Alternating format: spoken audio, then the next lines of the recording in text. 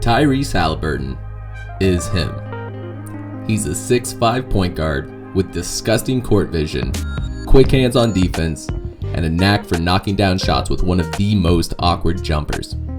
He is him. If he directed movies, he'd be him Burton.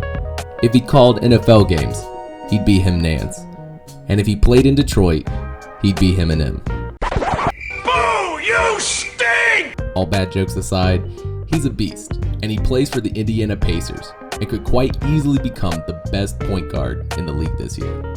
Tyrese started his journey in Oshkosh, Wisconsin, where he led his high school team to its first state title in his senior year, earning Wisconsin Gatorade Player of the Year honors before making his way to Iowa State as a 3-star recruit, where he would spend the next 2 years playing in the Big 12.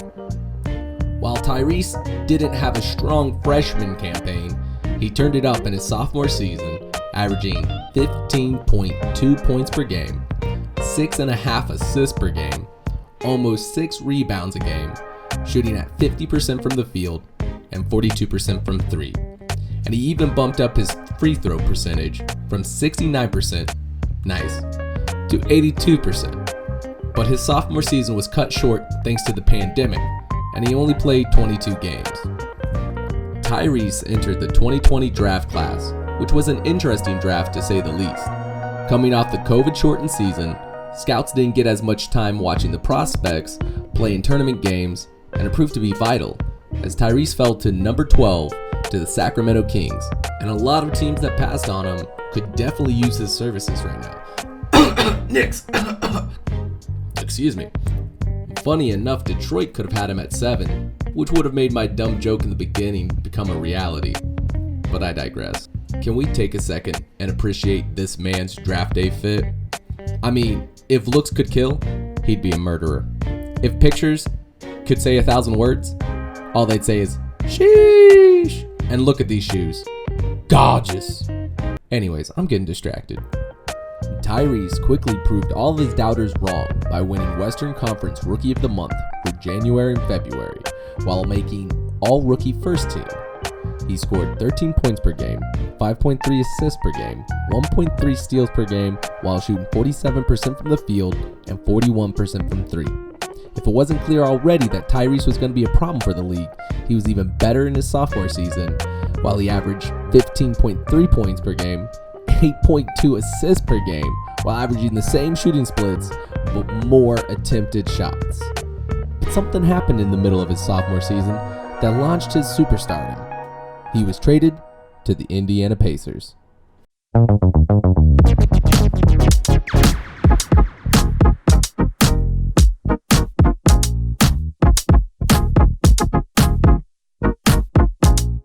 Haliburton came in and made an immediate impact with the Pacers.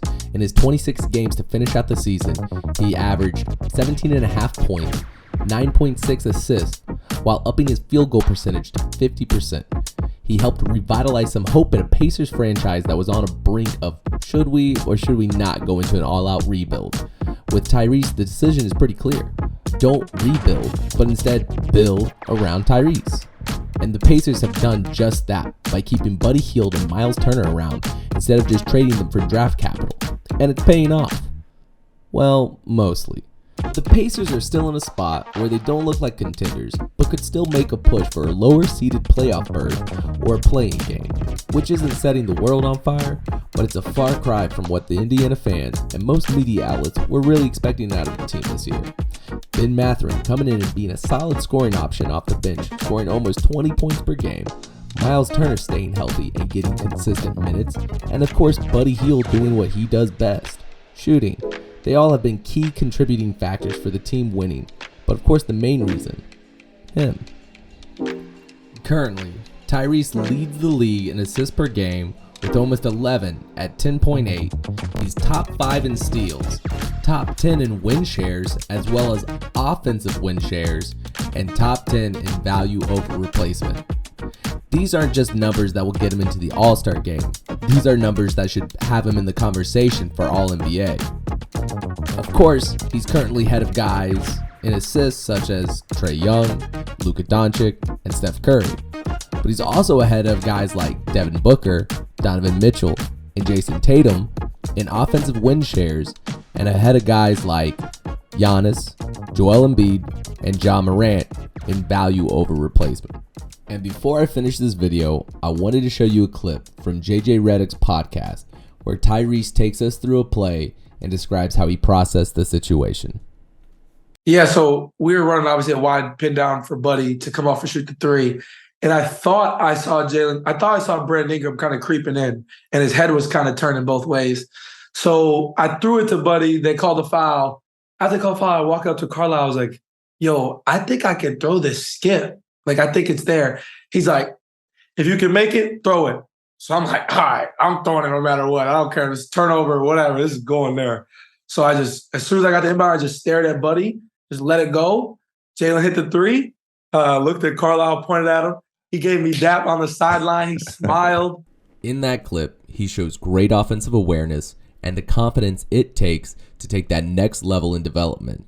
Heck, even as I was editing this video, The Ringer dropped its top 100 players in the league, and Tyrese made it in at 21, just outside of the top 20. And if you look at one of the comments they wrote about him, it says the new point god. He is him. Guys, if you're watching this part of the video, it must mean that you enjoyed it, and if you did, please like and subscribe to help the channel grow and continue to put out more content just like this. Also, I just released my Patreon. Link is in the description. If you want to swing by and join, I'd greatly appreciate it. It's only $5 a month, and it helps me do what I love, which is making videos for y'all. And with that being said, peace.